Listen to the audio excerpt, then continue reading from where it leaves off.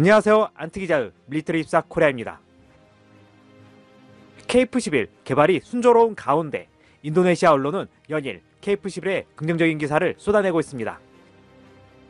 인도네시아 공군 참모총장은 KF-11 개발 분담금 지급을 기술 유출 사건과 연관되어 있는 PTDI 기술자 5명의 문제 해결과 연동하여 처리할 것이라고 암시하는 발언을 했습니다. 인도네시아 내에서 KF-11에 대한 높은 평가에도 불구하고 인도네시아 정부는 끝까지 KF-11 분담금 문제를 쉽게 풀지 않으려 합니다. 오늘은 180도 달려진 인도네시아의 KF-11에 대한 평가와 개발 분담금 지급을 늦추는 이유에 대해 분석해보는 시간을 가져볼까 합니다. 한국의 KF-11 전투기 개발과 전망. 대한민국이 KF-11 전투기 개발을 위해 약 80억 달러를 투자했습니다. 대한민국 공군은 노후화된 전투기 대체를 위해 총 110대의 KF-11을 도입할 계획입니다. KF-11은 미국의 스텔스 전투기 F-35와 매우 유사한 외형을 가지고 있지만 4.5세대 다목적 전투기로 분류되며 라팔과 유로파이터 타이푼과 동급으로 평가되고 있습니다. 스텔스 성능 및 설계 특징. KF-11의 레이더 반사 면적은 1에서 0.1 평방미터 수준으로 알려져 있으며 기존 4세대 전투기보다 스텔스 성능이 뛰어난 수준입니다. 그러나 F-35보다 RCS가 크기 때문에 완전한 스텔스 전투기는 아닙니다. KF-11의 스텔스 성능은 무장 탑재 방식에서 일부 제한을 받게 됩니다. 현재 KF-11은 무장을 외부에 장착하는 방식이지만 향후 블록3 모델에서는 내부 무장창을 도입하여 스텔스 성능을 극대화할 계획입니다. 이미 기체 하부에 하드포인트는 반매립 형태로 설계되어 있으며 이를 통해 완전한 내장 무장창을 갖출 가능성이 열려 있습니다. 성능 및 운용 비용. KF-11은 슈퍼크루즈 가능 여부와 약 800km의 전투행동 반경을 목표로 달성 여부는 아직 불확실합니다.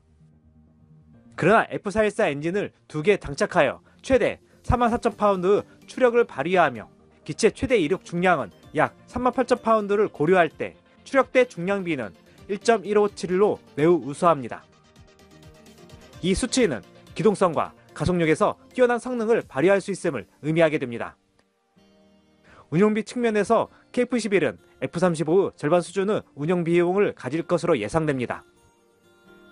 그러나 새로운 설계로 인해 노후 기종보다는 높은 운영 비용이 소요될 전망이며 이에 따라 대한민국 공군 전체 전투기 운영 규모는 다소 축소될 가능성이 있습니다.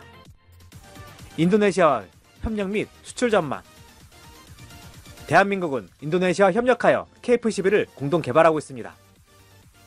인도네시아는 개발 비용의 20%를 부담하는 대가로 50대의 KF-11을 주문하고 기술 이전을 받기로 협약했으나 이후 계약 조정이 이루어졌습니다.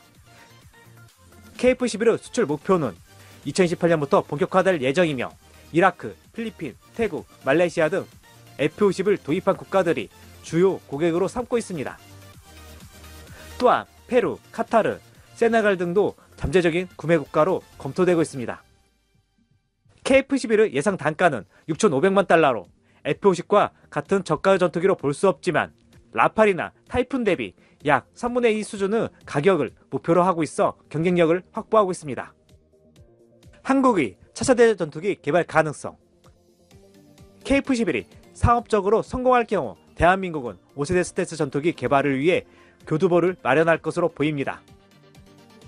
과거 T-50 골든 이글이 카이의 기술 기반을 다지는 데 기여한 것처럼 KF-11은 한국이 완전한 스텔스 전투기 개발 역량을 확보하는 발판이 될 전망입니다.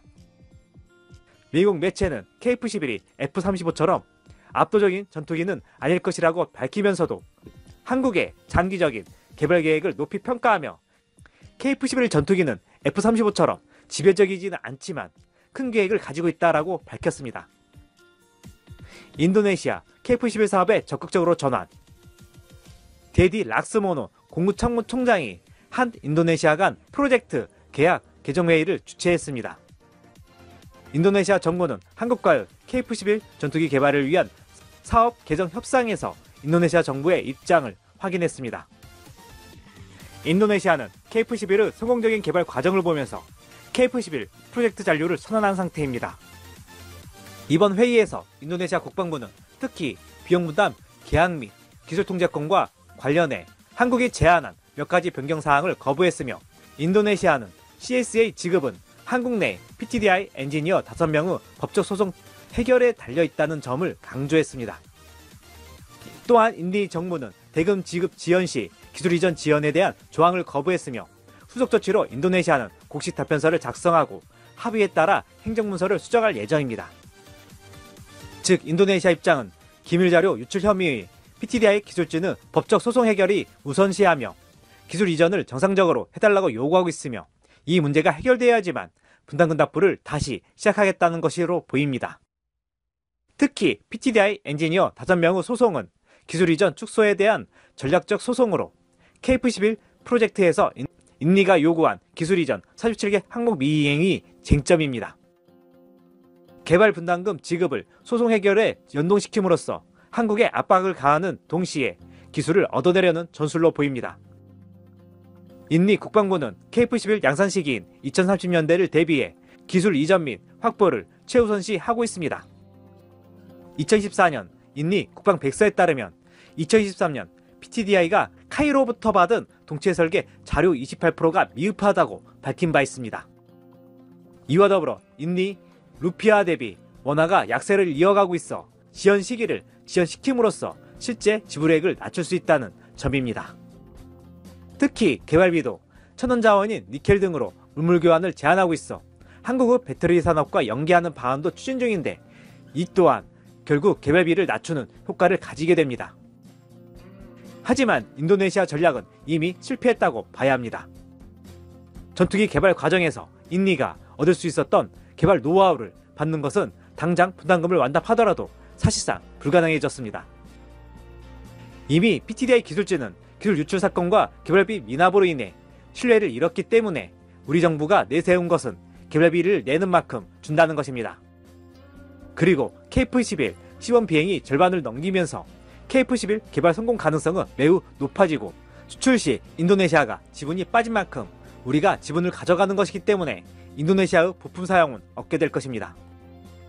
인도네시아가 KF11을 구매 시 공동개발국에 대한 형식 지위만은 있을 뿐 실질적인 것은 없다고 봐도 무방합니다.